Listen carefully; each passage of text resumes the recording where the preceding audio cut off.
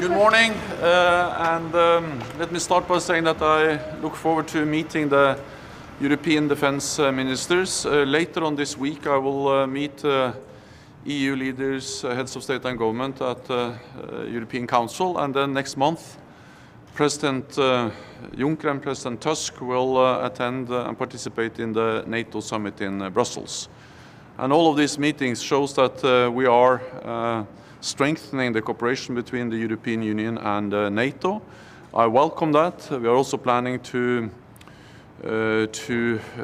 sign a joint declaration, President Juncker, President Tusk and I, on the margins of the NATO Summit next month, where we will outline the visions for how to further strengthen the cooperation between the two organizations.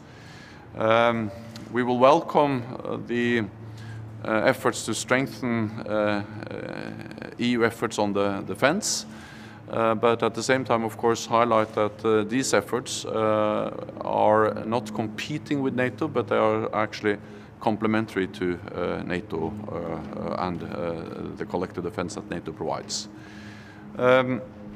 We will focus on many different aspects of the NATO-EU cooperation, and I look forward to discuss them more in detail with the EU ministers in a meeting today.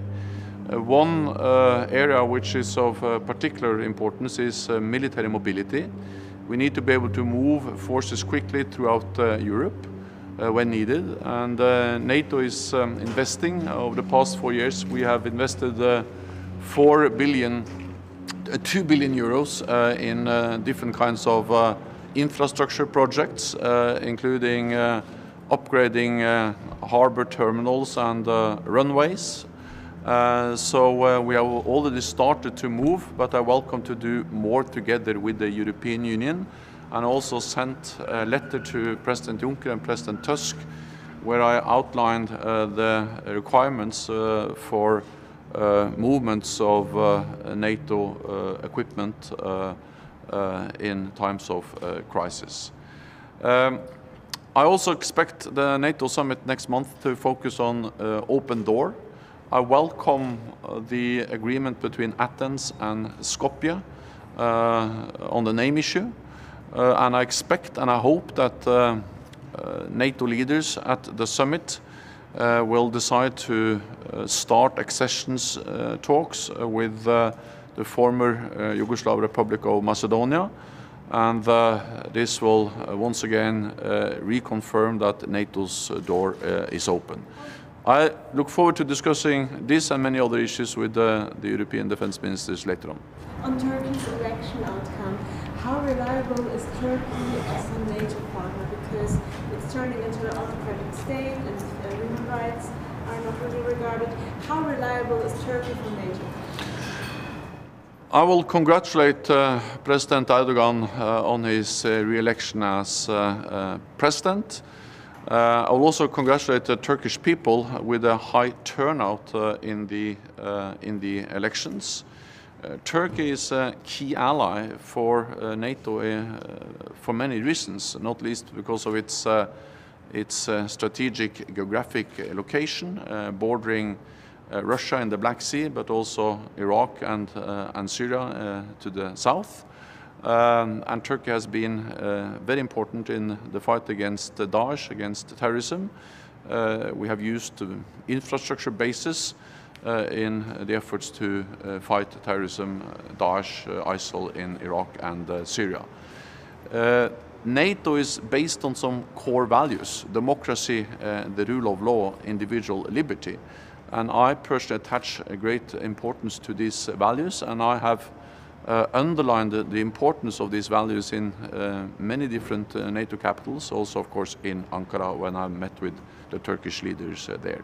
So as one as Mexico, today France and other countries will sign a letter of intent for a new intervention initiative. What does this mean for NATO? Are you concerned about many efforts at the same time happening in Europe?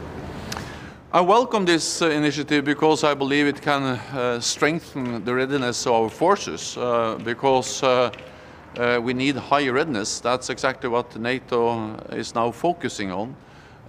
We will make decisions at the NATO Summit to further increase the readiness of NATO forces with what we call the 430 initiative, meaning that we are planning to have 30 battalions, 30 air squadrons and 30 battleships ready within 30 days or less. This comes on top of the fact that we have already tripled the size of the NATO response force, and we have established what we call a VJTF, a very high joint readiness task force.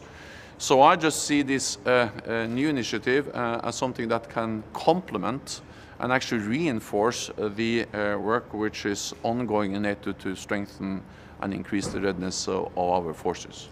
Secretary General, what are your expectations for a possible meeting of President Trump and President Putin, and how will this affect? I'm not in the position to confirm any meeting, but what I can say is that a meeting between President Trump and President Putin will be in line with NATO policies, because NATO believe in dialogue with Russia. We have what we call a dual-track approach to Russia, a strong deterrence defense combined with political dialogue.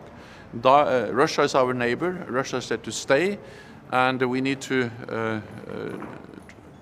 talk to Russia, partly to try to improve our relationship with Russia, but even if that's not possible to improve the relationship in the near future, it is important to manage a difficult relationship to Russia, meaning that we have more tension, we have high tensions, we have more military presence, more military exercises close to our borders, and we have to make sure that this is conducted in a way which is not risking incidents or accidents, and if they happen, that they don't spiral out of control. So when tensions are high, it's even more important to have a dialogue. NATO has been able to convene 7 meetings of the NATO-Russia Council, or we have been able to convene 7 meetings of the NATO-Russia Council over the past 2 years. For 2 years, there were no meetings in the NATO-Russia Council from 2014 to 2016. Since then, we have had 7 meetings addressing Ukraine, risk reduction, military transparency, reciprocal briefings on exercises. So for me, a meeting between President Trump and President Putin will just be part of the dialogue which takes place between NATO and NATO allies and Russia. Are you confident that you will be able to invite Macedonia at the NATO Summit, especially considering that some EU member states have been reluctant to invite or to start accession talks in Macedonia here? Of course, the decision will be taken by heads of state and government at our summit in July. But I expect and I hope that the heads of state and government can agree to start accession talks. Then, of course, we will only be able to invite the former Yugoslav Republic of Macedonia to become a full member if the agreement is finalized and fully implemented, meaning that we need the full ratification, but also a referendum and a yes vote in a referendum. But given that that happens, I'm quite optimistic. Then I think there are 2 separate decisions whether to start accession talks to NATO and the European Union. It's not for me to comment on what the European Union decides, but I'm quite optimistic when it comes to NATO, also because we have reiterated again and again as NATO that we will invite the former Yugoslav Republic of Macedonia to become a member as soon as the name issue is solved. Are there any reservations regarding these questions between the NATO member countries, and is there a recognition of the possible dangers of Macedonia not being invited?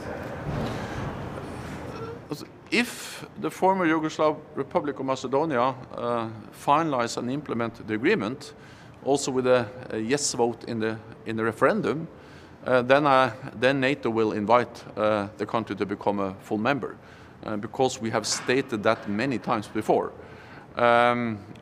This is an historic agreement which provides an historic opportunity for the former Yugoslav Republic of Macedonia to become a full member of NATO.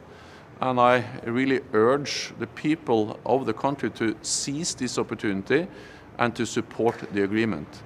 If the agreement is not supported, then I cannot see how it can be possible to, in the foreseeable future, to invite the country to become a member. So this is a one-time opportunity that has to be seized, and I would very much like to welcome the country as a full member of NATO, and therefore I strongly support the agreement. Thank you very much. Thank you. Thank you.